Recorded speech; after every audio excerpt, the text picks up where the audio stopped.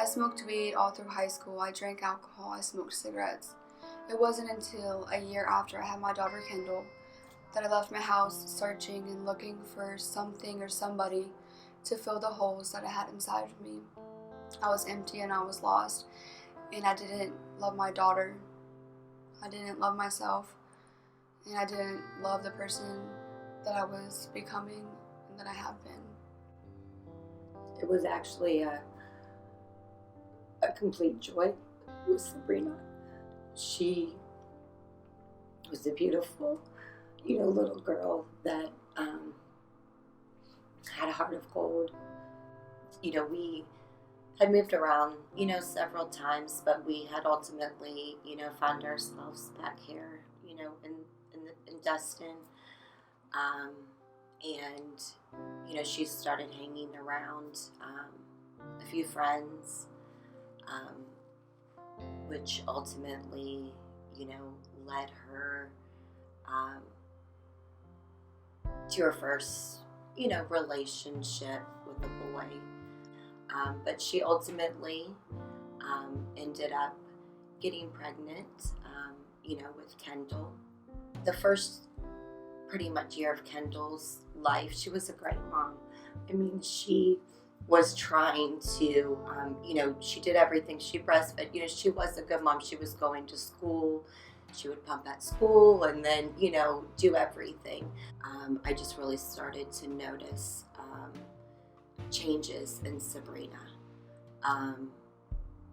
Her losing interest in Kendall and, wanting to be with her, with our family, being angry, not going to school, but actually skipping school while I'm watching Kendall trying to do everything to help her still be able to succeed.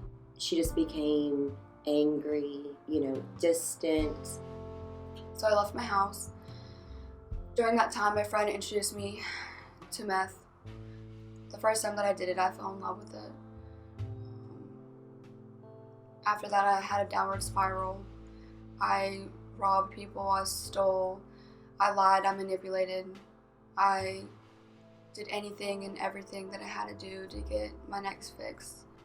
It didn't matter, who she was hurting, how it might be affecting Kendall or, any of us, because it's like, you go from watching your daughter be something and then just totally change into a totally different person you don't even recognize. I never felt anything when I was on the drugs. That's why I kept doing it, because I know what I had to do to get it. So I had to get more, because doing meth, you never feel anything. When she left, I was calling, texting. I can't even tell you how many trips to Fort Walton, trying to talk with her, plead with her. But she was so disconnected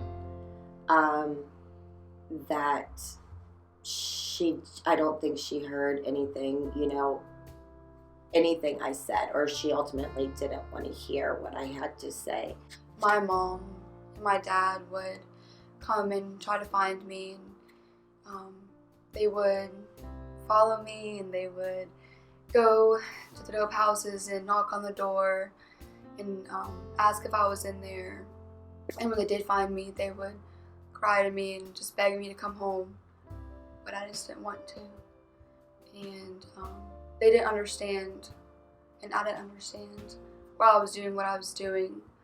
So ultimately, this is going on several months now, me pleading with her, trying everything, making multiple trips to find her. 2 o'clock in the morning, whatever, in the afternoon, I was constantly trying to track her down and find her and get through to her.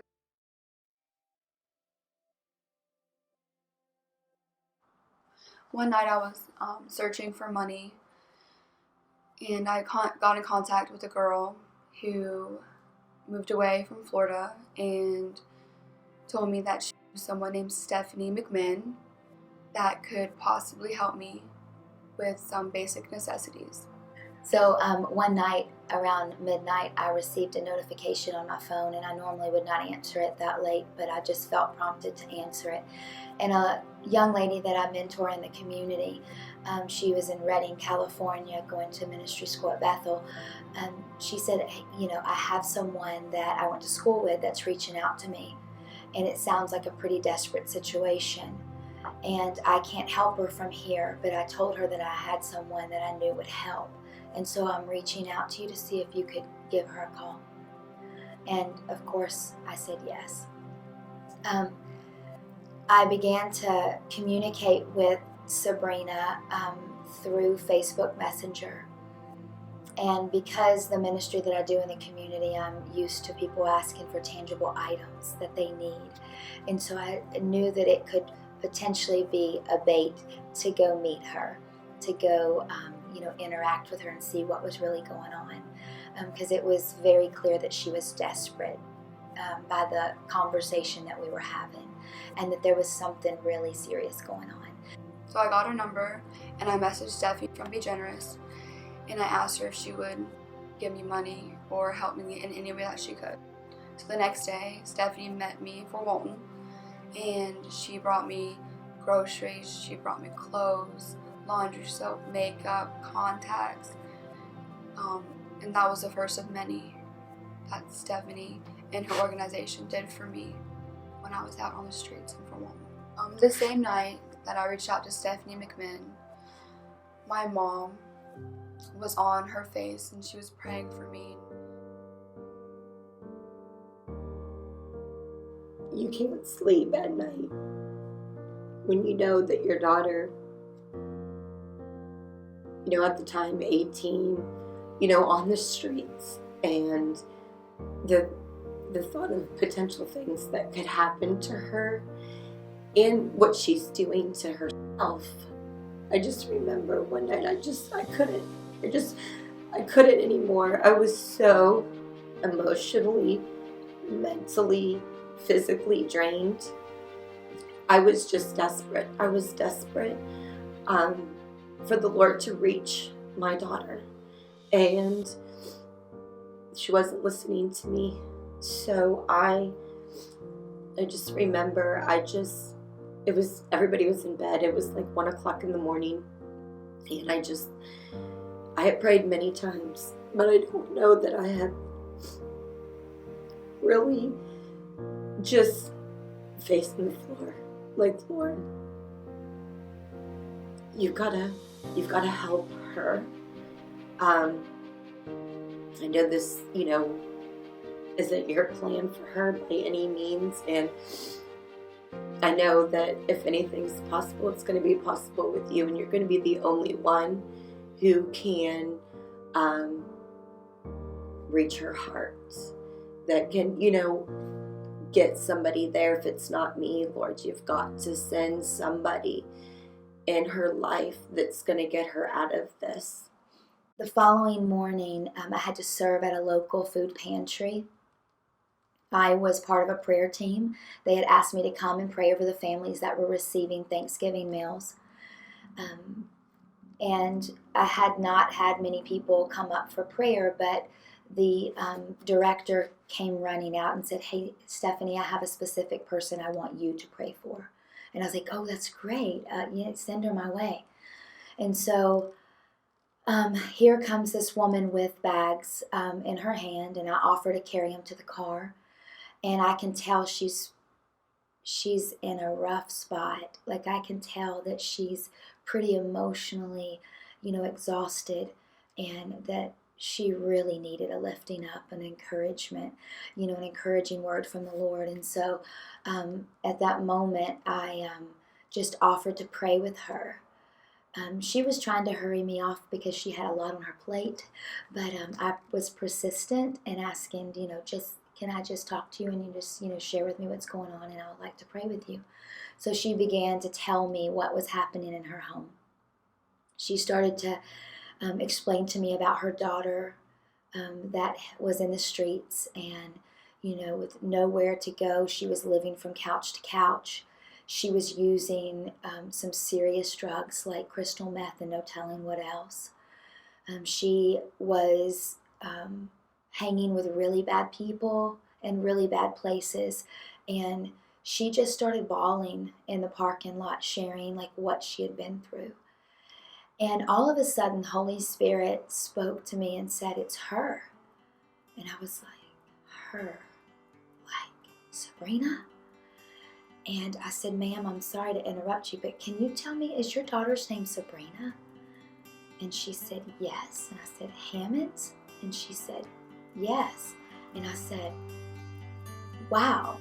When she hugged me and said, asked me what Sabrina's name was, and told me that I've got your daughter. Sorry. But I just knew, in that moment, that God heard my prayers. And that not only did He hear them, but He was actually answering them. That He was telling me, "I've got this. I'm giving you, what you've asked for, and that I can rest, and that I could be held, because from this moment on, I wasn't in it alone." It was just I couldn't believe it. It was I was blown away. I called my mom. I'm like, "Mom, you're not gonna believe this. You're not gonna believe this. This is crazy, but this is what has happened, and now I have somebody," and it gave me I had no hope. I was literally, because it had gone on and it was going on, and my hope was very diminished at that point. But it was everything just started rising up inside of me.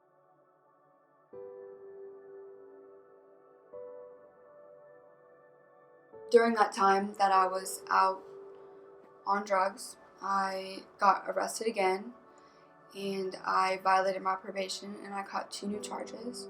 I sat in county jail for over a month, and when I went to court, I was given 2 options: to either go to prison for 2 years or go to rehab. So at this point, we're giving her different options.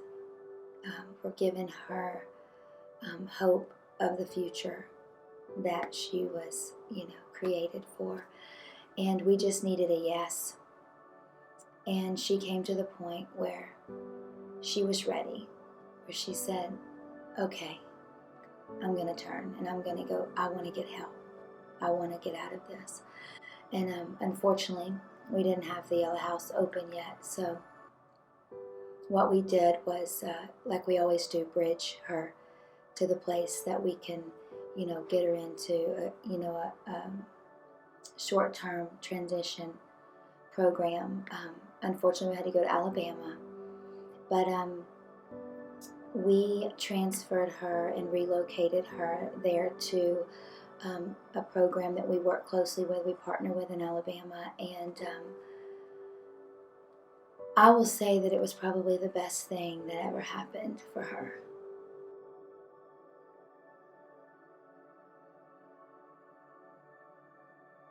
In that year of rehabilitation, I experienced complete freedom in the Lord, and I experienced His love as a father. And He showed me that regardless of the things that I've done, that I am clean and I am worthy to be loved, and I'm beautiful, and my identity does not come from this world, and it doesn't come from men or money or drugs, but it comes from Him. And He gave me the capacity to love my daughter and love myself. I am now able to see myself through His eyes, and His grace and His mercy has broken the chains that held me down for so long. We really started seeing a change. We continued contact with her while she was there at the program, anticipating her graduation day and picking her back up.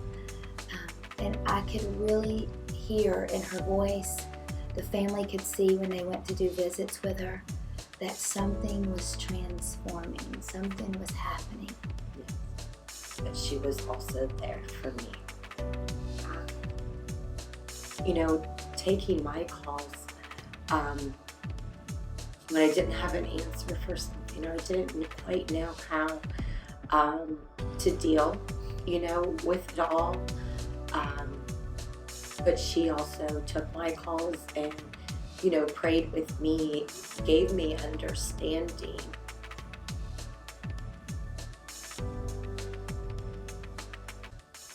I am almost 2 years sober, and Stephanie in her organization, Be Generous, has had a huge part of me staying sober, because I am able to see myself and other women that are struggling, and it inspires me to help them and love on them and pursue them the way Stephanie did, because she was obedient to the Lord, and that's what I want to be. I want to be obedient to Him, and I can have a connection with these women like nobody else, because I understand what they're going through and I understand how they feel, and I want to be a shoulder for them to lean on, and I want to see them experience the feelings that I have and the freedom that I have, and I want them to be the mothers that they can be and they want to be, and I just want to see the full recovery.